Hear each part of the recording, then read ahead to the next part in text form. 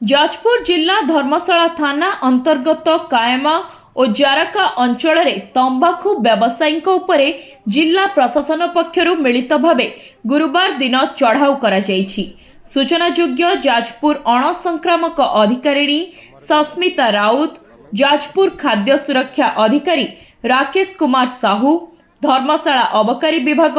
SI जयंती आचार्य, धर्मशाला police पक्षरु मिलित भावे 25 रु ऊर्ध्व विभिन्न तंबाकू व्यवसायी उपरे चढ़ाऊ करी सेमानंकठारु 4450 टंकार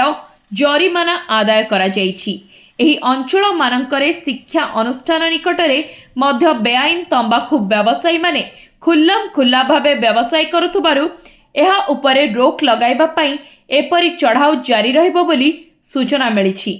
जाजपुर धर्मशालारू शिवप्रसाद महांती रिपोर्ट, धरित्री लाइव। टबाको कुआड इनक्लूडिंग मी आउ जतक टबाको झुले सब रखुच्च ताकू केमती आम ये क्लीन कर मार्केटा को आज रेटा था सर केते कौन दुकान फाइन अराउंड 25 to 30 दुकान चेक है अवेयरनेस भी दिगला कि आगो एगुड़ा न रखिले जड़े जड़े चेंज है पूरा समाजटा चेंज हम तेणुक कौ अंचल सब हो जारका धर्मशाला एरिया एक्चुअली आम रोचे प्रति मासे 2टा कोटा जो cigarette and other टबाको product act enforcement basically या अंडर आम करुच्ची कि जो स्कूल एरिया हो कि हेल्थ आम जो अच्छा सीएससी पीएससी एमती 100 यार्ड स्कूल प्राय 100 यार्ड्स भीतर जो दुकान गुड़ा रोचे से आम बुझाऊँ कि से किसी भी जोड़ा रोचे मानक जर्दा पति जमती रोचे